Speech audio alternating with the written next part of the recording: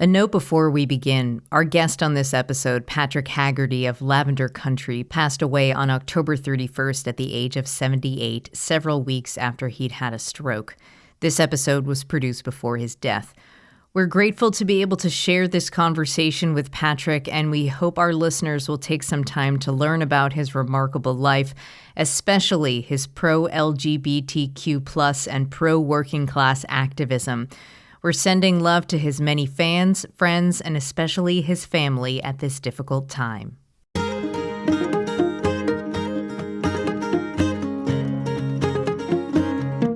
Hi, and welcome to Basic Folk, where we have honest conversations with folk musicians. And when I say folk musicians, I mean folk musicians. It's Cindy House here with Lizzie No. Hi, Cindy. How's it going?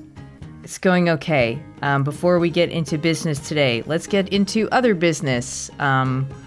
We are in our fall fundraiser right now, if you're listening in real time. Basic Folk is a listener-supported podcast, so if you probably have heard me and Lizzie talk before this podcast about making a contribution, so please do that. And you can sign up for our newsletter, which is at our website, basicfolk.com. We have a monthly newsletter that I usually remember to send out. And you can follow us on social media at Basic Folk Pod. Lizzie No is on various platforms under various handles. Well, I would be more consistent, but my Twitter got hacked. I'm Lizzie.no on Instagram, and Lizzie No is dead on Twitter. And I'm Ask Me About Imagine Dragons on TikTok. Mm-hmm. What can you do? You got to keep these people guessing, Cindy. That's correct. That's like a music industry adage. A lot of people think you need a consistent brand, but the truth is you need to keep people guessing. Mm-hmm. Inconsistency. You need to keep on moving around. Yep. Never stay in one place. Never have one sound. Nope. And keep changing your social media handles. That's the 3 rules for success. Wait, hang on. I need to close a window because there's constant construction. I'm sorry. Constant. Sorry. I love that Katie Lang song, Constant Construction. Yeah. We really are the queer queens of folk. At least on the podcasting side. I know. I agree. Lizzie, what's going on? Okay, I am on my 1 day off in the middle of a tour. And I was telling you before we started recording that like the human mind and body are so adaptable that like whatever is going on at a certain point feels normal. So like when I woke up this morning, I felt like I was on vacation. Like just even having 24 hours in my own home feels like so luxurious. I feel lazy. I feel leisurely. My body just refused to get out of bed. And unfortunately, I also just started the first day of my period today, now that I got home. Hope all of our listeners are glad to hear about that. But it led me to some ideas that I want to run past you. So for the past however many millions of years, people with uteruses have had, 1 week a month roughly where you feel like absolute garbage, headache, cramps, you feel sad and mad and tired. Basically like Despair. You have a full week hangover. And I was just thinking that it could be time to revise that. Like, let's try the beta version. And I get that we need to have some suffering or something. But instead of what's going on now, what if we had just a few days a month where your breath is so bad that you can't be around anyone? Or like a few days a month where it's opposite day. What do you think about that? So like you wouldn't have, there would be no blood, there would be no headaches, no cramps, but everything would be the opposite. Or, you would have to go out into the woods alone because no one could stand to breathe your air because of your bad breath. I think I would take that. I definitely would. Are we still talking about people with uteruses thing only? I guess so. If we could really don't we want equality? If we could have equality, I would definitely advocate for that, but it feels almost too good to be true. Anyways, moving on to today's guest. Can I talk about our guest today? Yes, please. This is a really, really, really, really special episode of Basic Folk. And a lot of thought and love and experience went into this conversation. So the artist at the center of this episode is Lavender Country. The front person of Lavender Country is my dear friend Patrick Haggerty. And this is a first for me on Basic Folk. I don't know if you've done this before, but I kind of insisted that we not only talk to Patrick, but also his husband, JB, because they've been together for decades. And JB is a partner and a supporter and like a big part of what makes Lavender Country so special. I first met Patrick this past spring when I went on the Roundup tour, which was a collective tour of a bunch of queer country and folk artists. My friend Paisley Fields invited me, and I really didn't know what I was getting into. And on a personal note, I had only come out as bisexual a few months earlier, and I was really touched that Paisley thought of me when the tour was getting put together.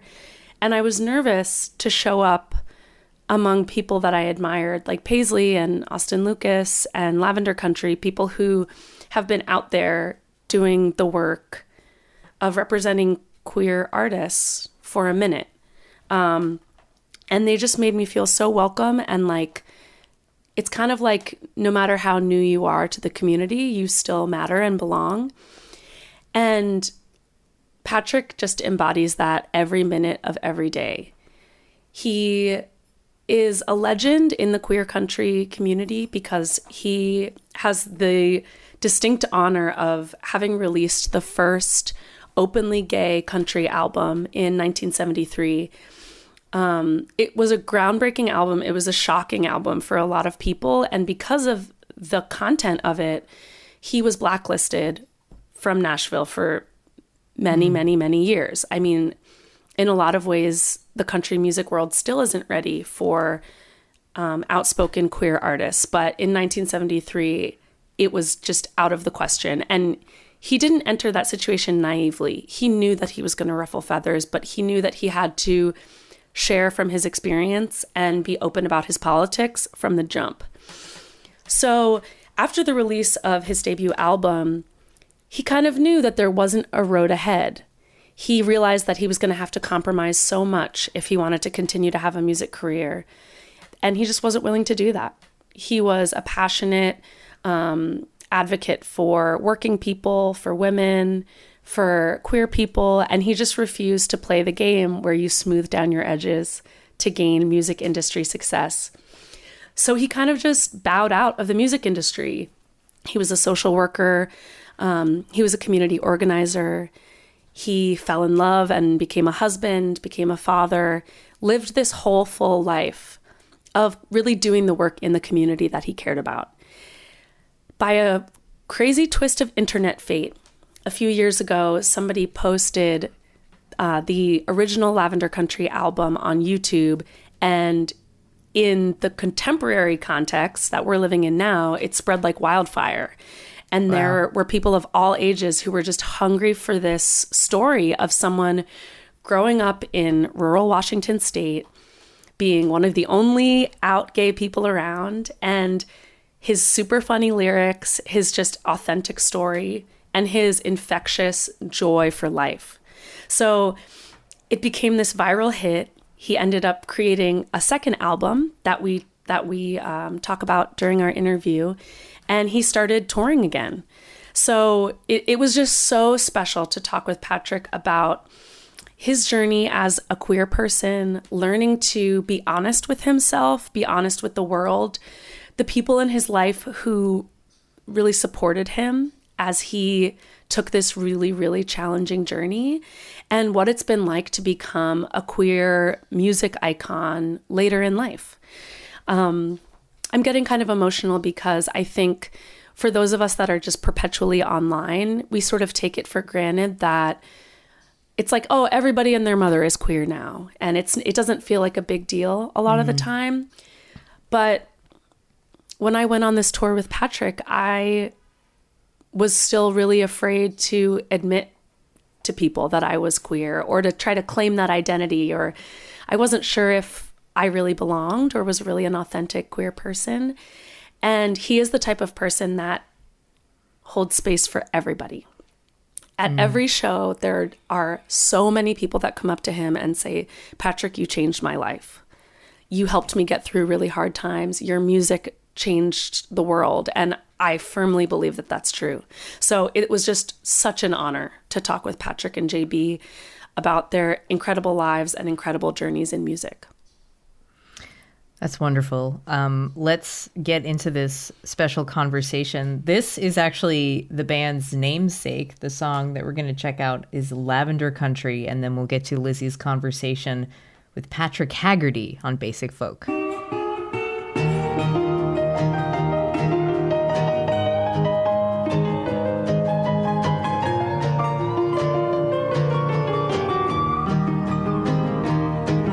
There's nothing left but holes in your weary sexist roles.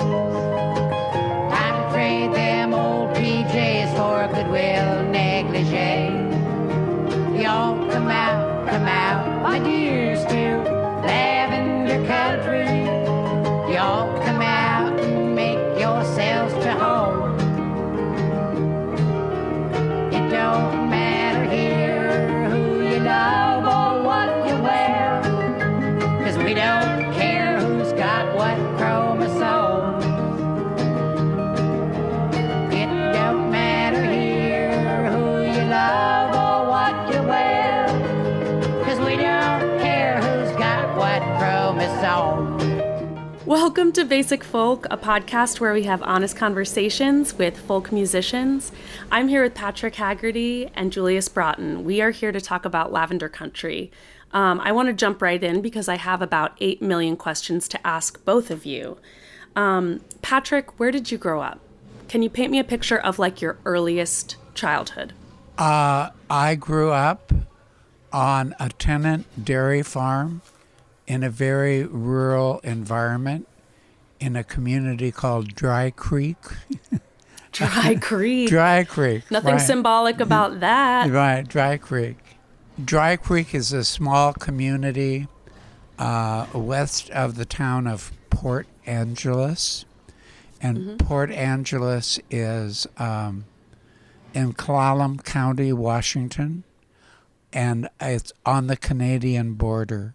There's a piece of water called the Strait of Juan de Fuca that separates Clallam County from Vancouver Island, British Columbia. So I grew up on a dairy farm, which was actually on the strait. I grew up looking at the lights of Victoria, British Columbia. So it was about 5 miles from the Olympic National Park boundary. So it's very, very beautiful country. I bet. Rivers, mountains, rainforest, beach. Stunningly beautiful place. So some of our listeners may not know this, but the three of us were just on a tour together. So there's going to be elements of this interview where I'm asking a question, but I maybe already know the answer. And so I want to nudge you on something that I've heard you talk about on stage, which is that you had a different upbringing and a different set of parents, maybe, than other boys that you grew up with. Can you talk a little bit more about that? Like, what made your childhood a little bit different? There's about 4 or 5 different answers to that question. Number 1, my dad. Number 2, my dad. Number 3, my dad. Number 4, my dad. And number 5, my dad. He was a remarkable individual, particularly in his insight into who I was, which he saw at a very early age. and for his guidance, his insight and guidance in what to do with the sissy kid. And rather than reject me, he embraced me. And it was like, baby Jesus gave me this sissy to love. And that's my job as his dad. And I have to figure out how to do that. And that's where he started. And of course, it made all the difference because he figured out along the way how to embrace me, support me, forgive me my sins, and support my talents. And I was quite a handful. He was a man's man. He was a machinist. He was completely heterosexual. He was completely in love with my mother. And he didn't know any more than anybody else about queers.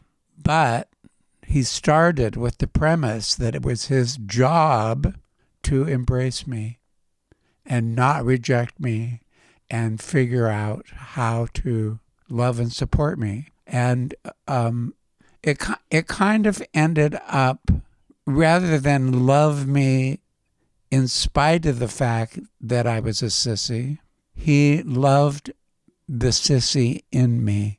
He learned how to do that. I mean, that's remarkable, and that's not what you hear from a lot of queer people, especially people that are like, I'm out and proud and I'm a performer in public. It's really encouraging to hear how different your upbringing was. It was very different in that regard. My sissiness was not a secret. The fact that I was a sissy was a discussable topic at the dinner table. How to accommodate my sissiness was reviewed and discussed by my dad and my mother and my brothers and sisters all along. It was like my sissiness that was incorporated into the fabric of family life as a given. Yeah. Okay, this is who he is, and this is how we're going to accommodate it. And there were a lot of accommodations made. I was a catastrophe at farming. I was more of a catastrophe at mechanics. That was befuddling to my father.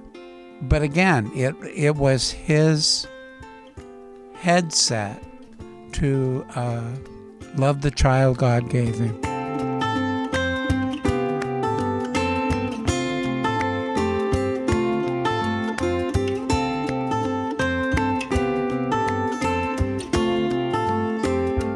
When did you start performing? Like, when did you start? I mean, I imagine there were some probably scary and exciting first performances as a young kid.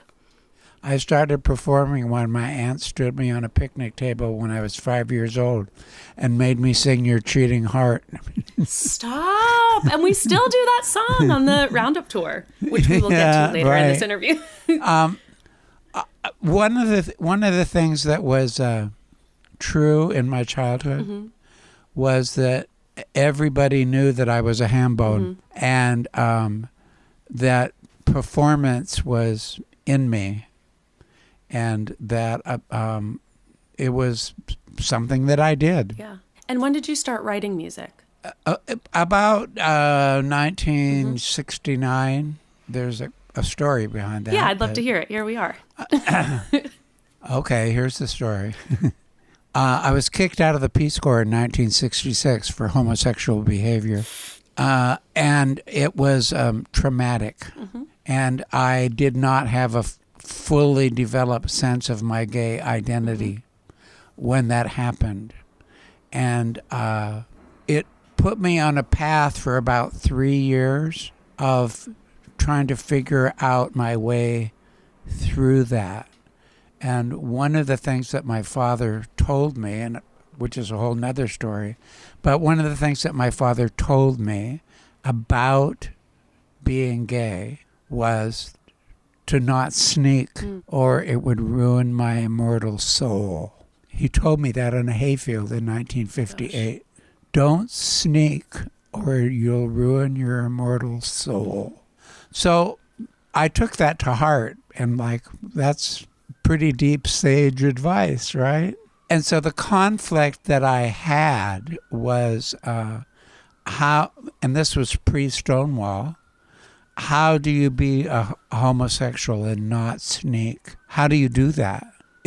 It seemed an impossible conundrum, and I took it to heart. I didn't want to sneak because I knew my dad was right, but I couldn't imagine how to be a homosexual and not sneak and not pay like a huge price. Right.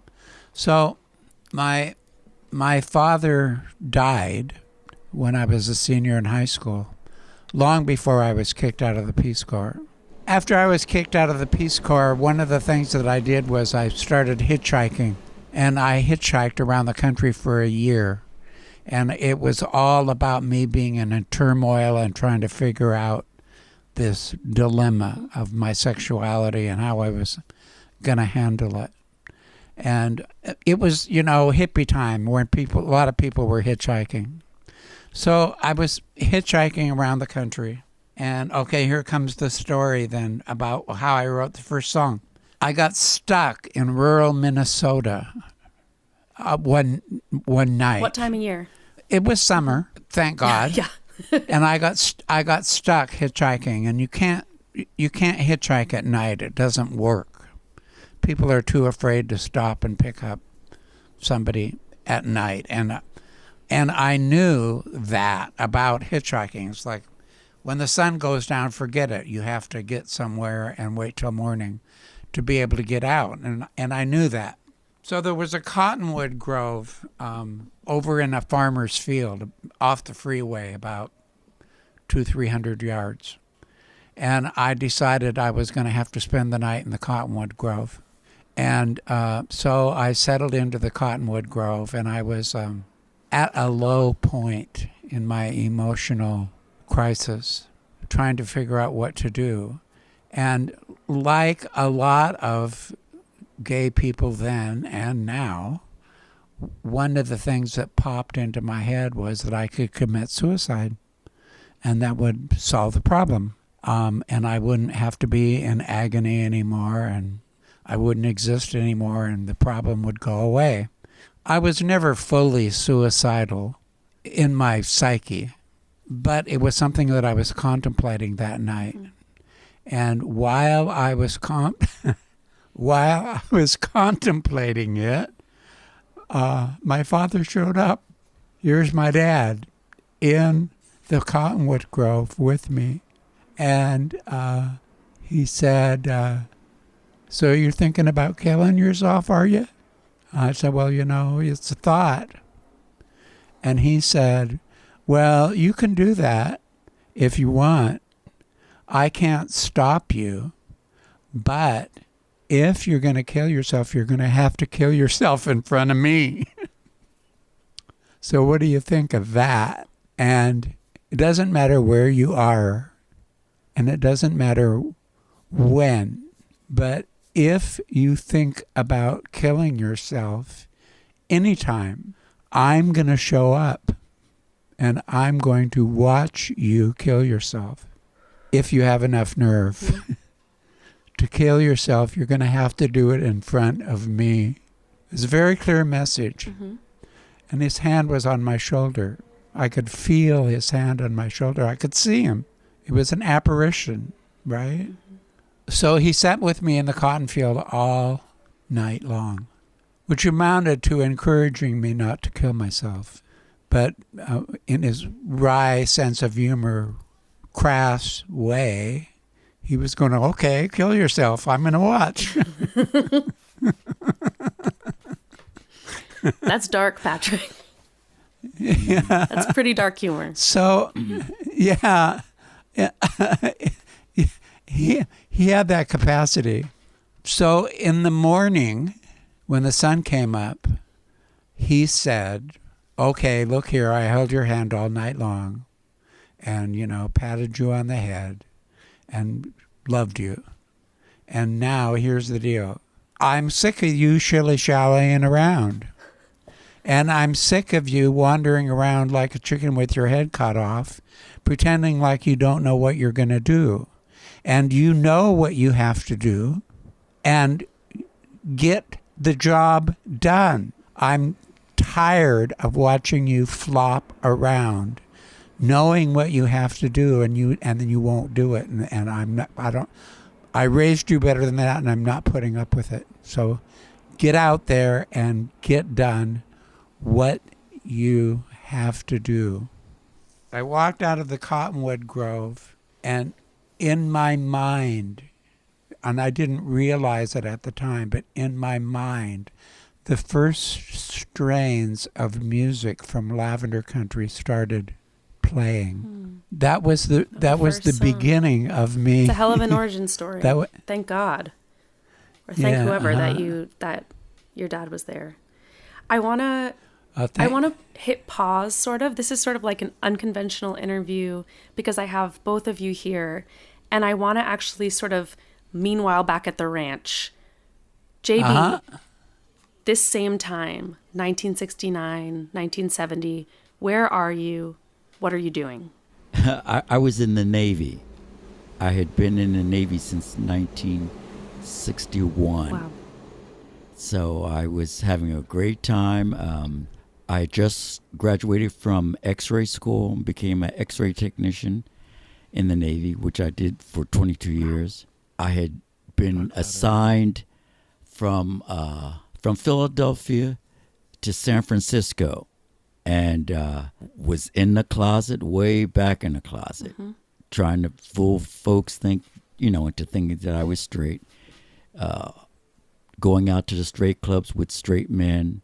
One night I got sick and decided I'd just walk back to the base. Little beknownst to me, I walked across. It wasn't a Castro, but it was close by, and I thought I would just walk back to where I could catch the bus and go back to Treasure Island, where I was stationed. And two men came up the street, and we were holding hands, and it just blew my mind that 6 o'clock in the evening, two guys would be brave enough to do something like that. To be holding hands in public. So anyway. So anyway, it started to get me to thinking about my own sexuality and why was I so attracted but yet repulsed at the same time. But anyway, it was my awakening to the fact that I was a gay man. And what did you, if you were to try to read your own mind at that time of your life, did you have a vision of where you would be and what you would be doing 50 years into the future? Well, in 69, I had been in the Navy long enough to know that I did want to do a career. I thought I would retire, and then, I didn't have any really big plans after that. Whatever came, I was just willing to go for it. Okay, I want to jump back to, we're still in Washington State, right, Patrick? I mean, when did you go home after that, vagabond time, Peace Corps, hitchhiking? What was your next move? One of the things that happened before the Cottonwood Grove was that I was hitchhiking through Missoula, Montana, and a young man picked me up who happened to be a Crow, Native American Crow. And he was young. He was only 18, but he was a wise soul and very gay. And we had an interlude that was emotionally connecting. So when I walked out of the Cottonwood Grove and my dad told me I knew what I had to do, the first thing that I could think of was to return to my Crow lover. And so when the guy picked me up in Minnesota and said, "Where are you going?" I said, "I'm going to Missoula, Montana." You went back. Okay. So that's where I went to reunite with him. And I did. and he was my first lover. And he was going to school at the University of Montana. So I got a job working for the welfare department as a child welfare worker so that I could be with him. About 8 or 9 months later is when the Stonewall Rebellion happened. And so he didn't have the need to come out. It wasn't something that was on his agenda. Frankly, he was deeper than that. But he knew that I had to do it. So he supported me to do that, and I did come out in Missoula, Montana, like the day after Stonewall. And that was an interesting story, and coming out of Missoula, Montana in 1969 was dicey. Was it all fun and games? Did they throw you a parade? Not exactly. But there are stories involved with that, which are good stories. But to move on to the Lavender Country story, I got accepted to go to graduate school in Seattle in 1970. And Seattle was a great place to be if you were going to be one of the Stonewall Rebellion people.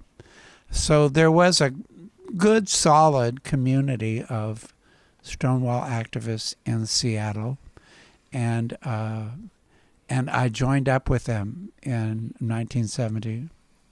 And I was also working at a GI anti-war coffee house where I was exposed to a lot of radical ideas. And one thing what led to another, and I applied to and was accepted into an organization called the Vince Ramos Brigade. Have you ever heard of it? I think so, yeah. Yeah, it's an organization where American progressives were invited to go to Cuba to learn about the Cuban Revolution. And I was lucky enough to be accepted into the Vince Ramos Brigade.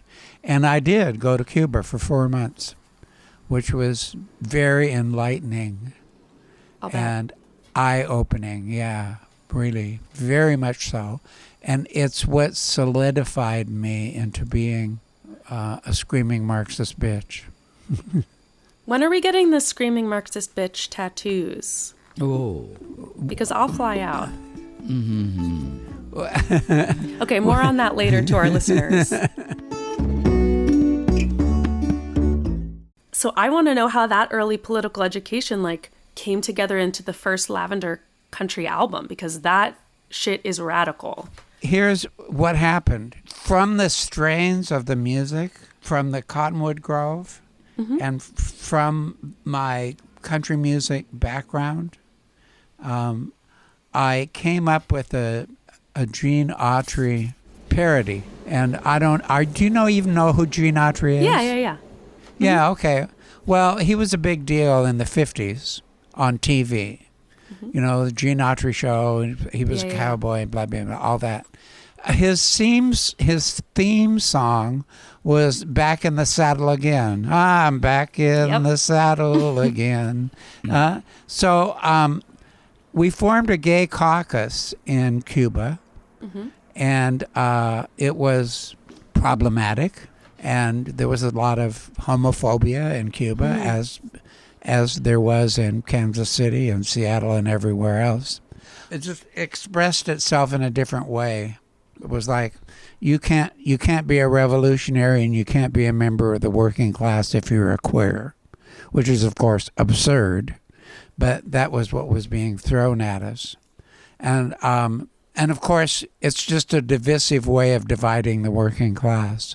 Of course. Yeah, right, and that's what it's for, right? And also, nothing's changed, because nowadays, you know how the newspapers they're like, we polled some working class voters, and it's all straight white guys from 6 counties in this country. The working class is so much broader than anybody wants to admit, but that's just one woman's opinion. Exactly. And so I wrote a song about that, because after coming up in child labor, more intensive than any child should ever have to put up with, from my childhood, and being the son of, working class, poverty stricken parents, I was more than affronted by being accused of not being a member of the working class. That was like, fuck you. Excuse me. Right. You're like, pardon me, but. And so from the Cottonwood Grove and from Gina Autry, I wrote my first song about that experience in Cuba. And the name of the song was Back in the Closet Again. Yeah, Back in the Closet. It's a great song. Yeah, about the perils of dividing the working class. And so I came back to Seattle having written that song. And it was the first song that I actually completed to make Lavender Country. And I started singing that song to the Stonewall activists in Seattle. And the community of activists surrounded themselves around me and encouraged me to write an album of gay country music, and helped me find the musicians, and helped me raise the money to get into the studio, and helped me produce the album, and helped me sell the album through underground newspapers and queer newspapers and that kind of thing. Wait, can you talk a little bit about that process? So what that means for our contemporary listeners is you would put an ad for your album in alternative and underground newspapers, and then people would write in to order their copy, and then you would mail them an LP. Is that accurate? That's what happened. Send $4.50 to P.O. Box 22228, Seattle 98122, and we'll send you a copy of Lavender Country. And that was how we did it. And we produced 1,000 albums, which cost us $4,000, which was a huge amount of money at that time. That's and enormous. The community of Stonewall activists came up with the money to make the album and helped me sell it. So Lavender Country was very much a collective effort. And who did you imagine the audience would be? Was it mostly people through word of mouth who were a part of your queer activist community in Seattle? Yeah. The album, that's a good point. The album was made for the community of Stonewall activists around the country who were doing that activity at that time. That's what was on my mind when I made the album, and that's who I was targeting as an audience. We weren't stupid. We knew Lavender Country wasn't going to have commercial value, and it didn't. And we're right about that. Fair enough.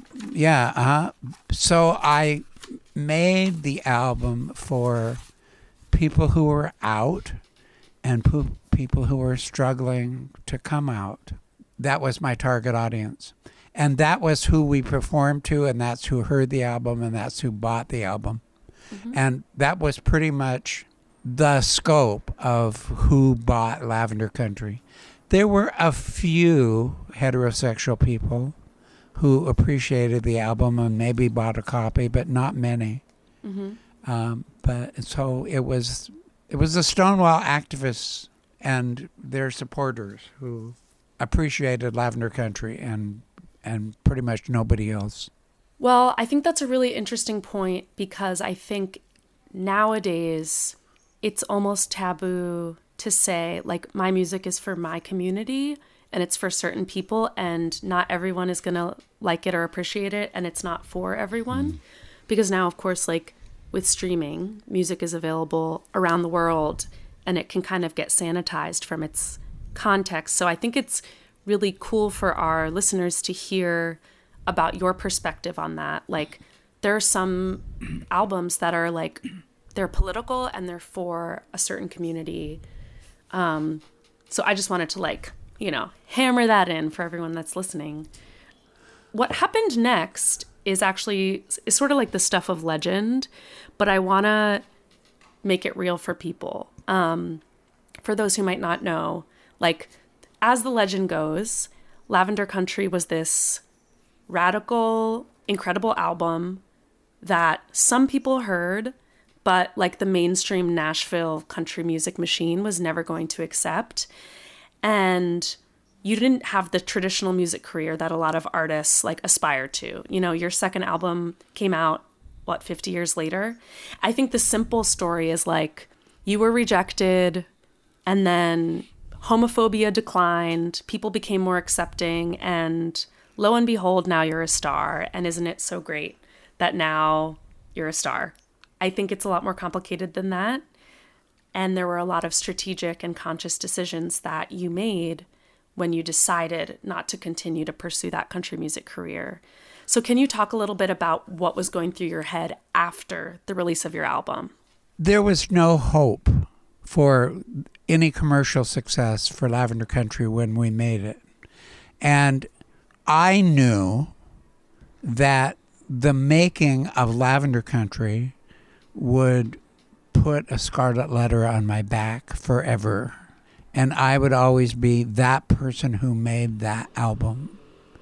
And what actually happened was that after we quit performing Lavender Country for the couple of years that it lasted among Stonewall activists, was that nobody wanted to do music with me because I was the person who did that thing. Are you talking other musicians, producers, everyone? Everyone. I was shunned by everybody. Some people appreciated Lavender Country maybe a little bit, but nobody was prepared to work with me. Okay, that's fine. I knew that when I made the album.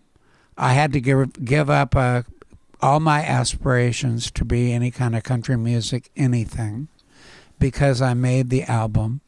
And I chose a life of queer socialist activism as my life work, and gave up any aspirations to be any kind of performing artist, because my chances to do that were murdered with the making of Lavender Country. And like I say, I knew that at the time. I knew that was the likely outcome. And I had chosen to be, for my life, a screaming Marxist bitch, as opposed to a performer. And it was a hard choice. It was a painful choice. I really loved performing. I wanted to be a performer, but I couldn't do both. I couldn't have both. I had to choose one or the other. And I did choose. And so I spent a life being a gay Marxist advocate and activist. And I did that a lot for decades. And all kinds of movements, queer movement. Nation of Islam. Quiet as it's kept. Yeah, I ran for office with the guys from the Nation of Islam on a Black Gay Unity platform and I did that twice. And I did a lot of other work in the Black community. I did a lot of union organizing. I was a shop steward for a while. I did the anti-apartheid movement. I continued to be active in the gay movement. Of course, I was always supporting all manner of feminist issues and causes. I was a socialist rabble-rouser with a big mouth. And I was successful at that. I did that for decades. And I did a lot of good work. And there were a lot of other issues in my life besides Lavender Country. I set Lavender Country aside and forgot it.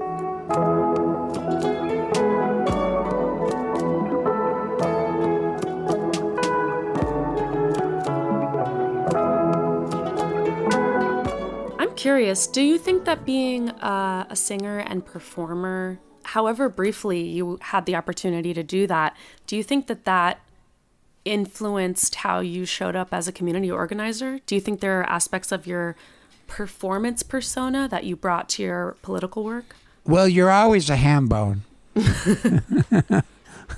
And it's in your blood. Mm-hmm. And one of the things that was true in my childhood and in my early college was that I did a lot of public speaking. So being adroit at public speaking and being an activist, of course, there was a dovetail there. Mm-hmm. I did a fair amount of public speaking when I was an activist. At various points, when I was running for office, JB and I helped establish the first needle exchange in Seattle, which was highly controversial, and I ended up being a spokesperson for that activity. I was probably on television 15 or 20 times. Hello. During the course of my activist career. And that probably was from my ability as a public speaker. But it wasn't my focus. My focus was going to meetings, going to demonstrations, running leaflets, all that stuff. I wasn't focused on being a public speaker, but I did have that ability. And so I ended up on TV a few times. I have a question for JB at this point in the timeline. Mm-hmm. When did you meet Patrick, and what was your first impression of him? Tell the truth, baby doll. Please remember you're under oath. Yeah, thank you.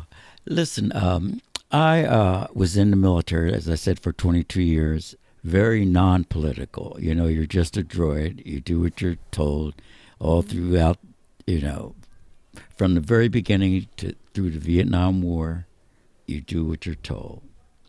I retired in 1985, and about I would say about 6 months later, a mutual friend said to me, "Oh, I have a friend named Patrick, and he's really into black guys, and he would probably like to meet you." And I said, "Well, no," I sort of put it off.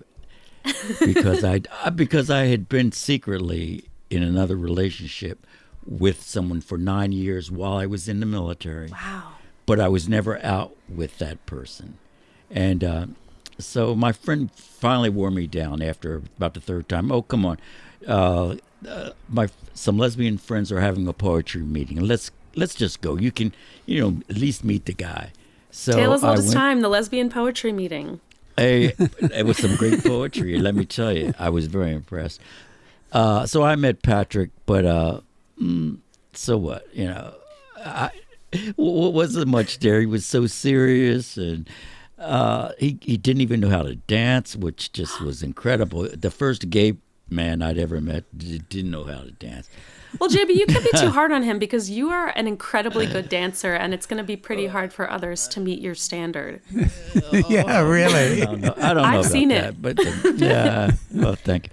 But anyway, the first meeting just went along, and I guess Patrick had asked about me, and my mutual friend said, "Oh, come on, let's just go dancing again, or come to a meeting or something like that." And anyway, I hooked up with Patrick again, and as he started to intrigue me by the fact that he was really so sincere about his politics, I had never met anybody like that, especially a gay person. And, the more I sort of listened to his rap and his friends, what they were talking about, I said, this is serious. And I realized that I had been cut out of anything political the whole time I was in the military. And little by little, he started to wear on me. And I started liking him more and more. So, okay, well, it was great. The two of you are my favorite couple, and I have a lot of questions about, selfishly, how you make this life in art and politics together. What were the conversations like between the two of you as you started, Patrick, thinking about getting back into music? Like, when the two of you met, you were both like in similar communities. You were doing political work, and then it must have been quite a curveball to be like, oh, I also have this music career that might come back around and thrust us back into the public eye. What was the thinking like between the two of you? Was one of you more eager to like, let's get back into the Lavender Country limelight? Were you concerned about what it might mean for your family? We'll start from the beginning, JV. Yeah. Well, How did you find out about Lavender Country? okay. Me and Patrick met, I think, in 1977. 87. Yeah, I'm sorry, 1987. It wasn't until almost 1990 at a party at a friend's house. I was looking through his record collection, and I just saw a record called Lavender Country. I said, what is this? And he said, oh, that's Patrick's album. And I said, what? You never told him about your album? No, together over 3 years, and he'd never mentioned the music that he'd ever done anything like that. So I said, I was intrigued, listened to a little bit of it, and said, this is kind of cool. It wasn't Donna Summers and disco, which I was really into, but it was political, and I found out more and start liking even more. Wow. Patrick, I am amazed that you, to me, it feels like if I had released an album like so personal and important, what was it like to like have your partner find out about that 3 years into your relationship? Well, it's kind of a twofold answer. One is that Lavender Country was dead, Mm-hmm. and had been dead for a long time. Mm-hmm. And I was about something else. I had taken all of my little wounds and cuts about Lavender Country and what happened to it.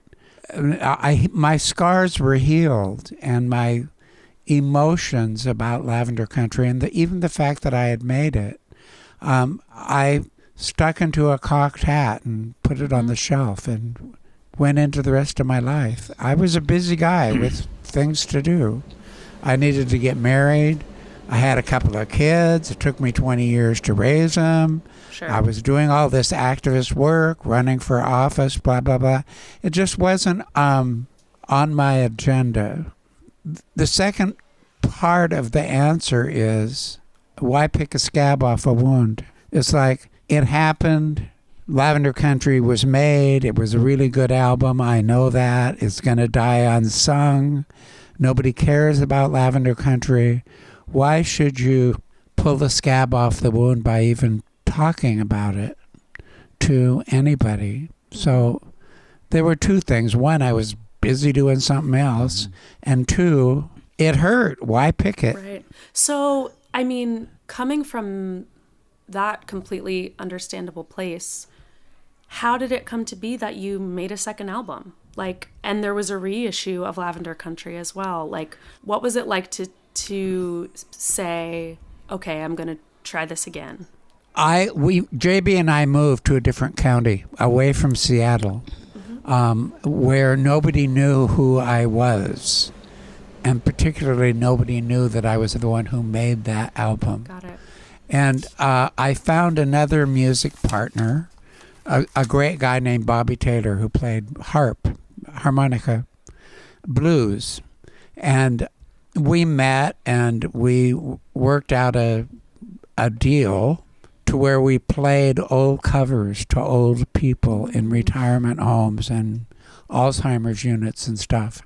And I loved it. And it allowed me to get back into doing music, which of course was in my heart all the time. Sure. And it allowed me to get back into being a ham bone. And I did that activity with Bobby Taylor for a long time, 15 years or so. Wow. And we did it a lot, like 100 shows a year. Like, I probably did 1,000 shows with Bobby Taylor, each show an hour long.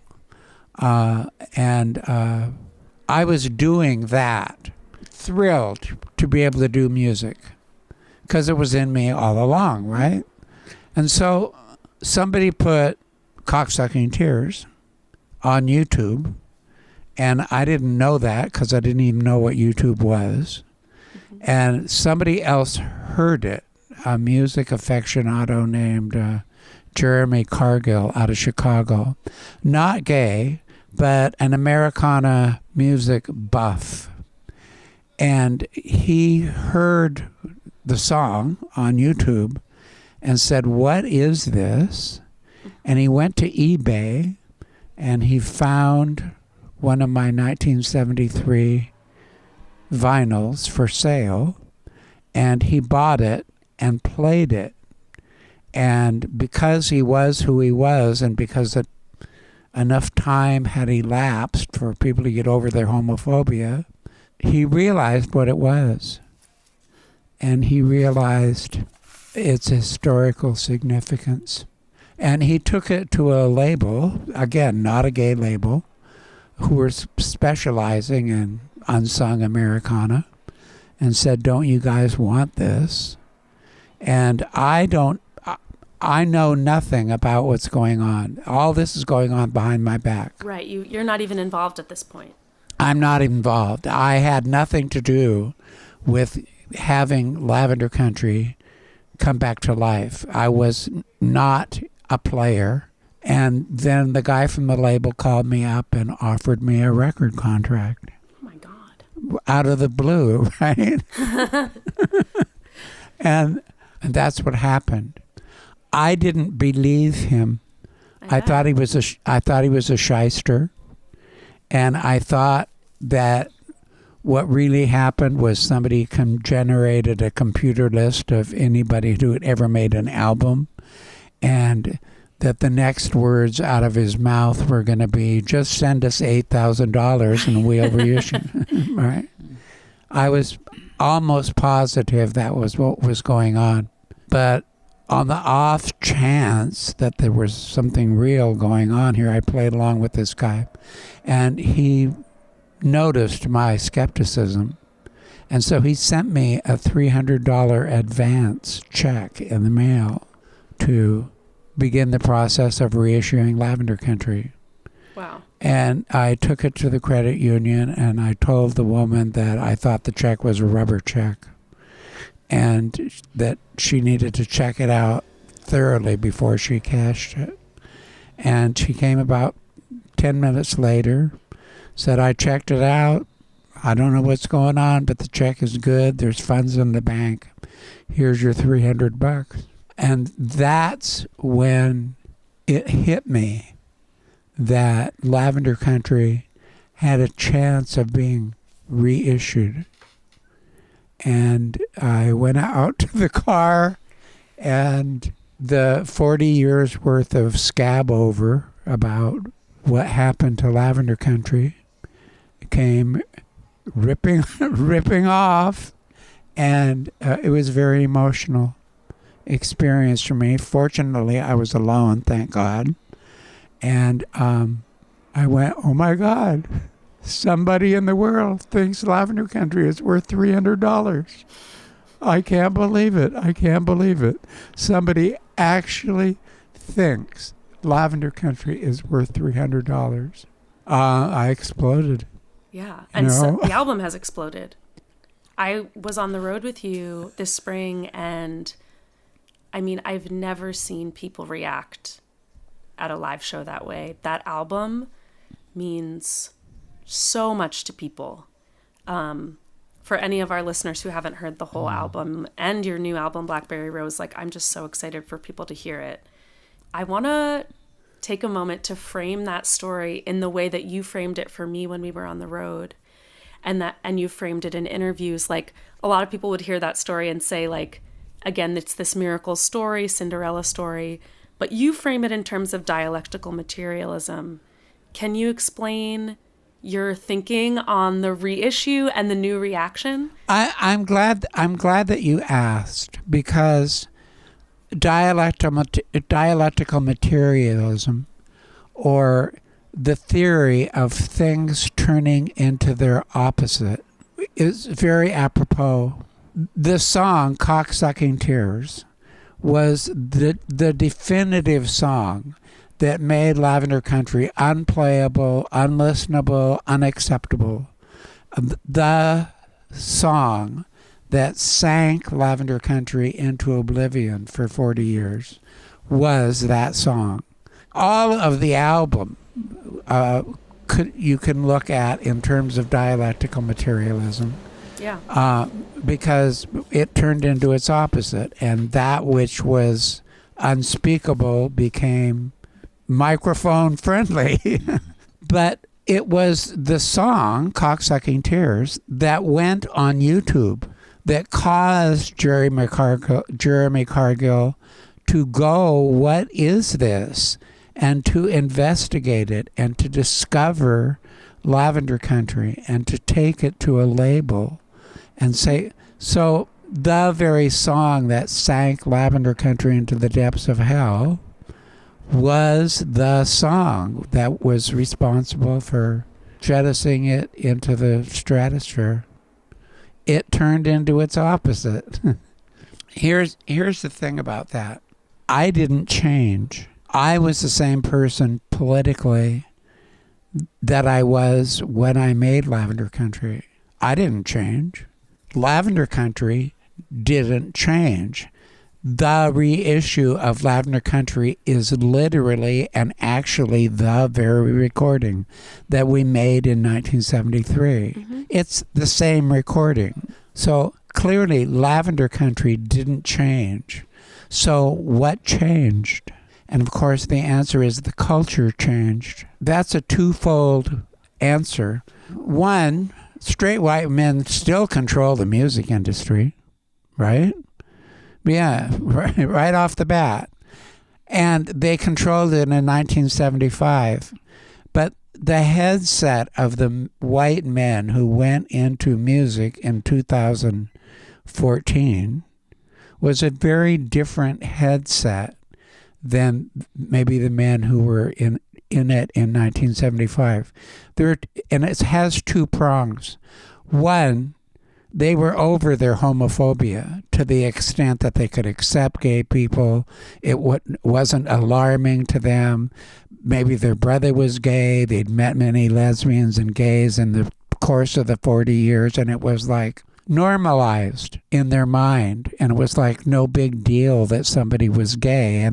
And they had that in their headset. They had developed to that point. Also, by 2014, everybody could feel creeping fascism emerging. And of course, it's not even creeping anymore. It's full blown, and we're staring it in the face. But people could feel that. And the white men who chose to have a career in music could feel that. And they still had the power.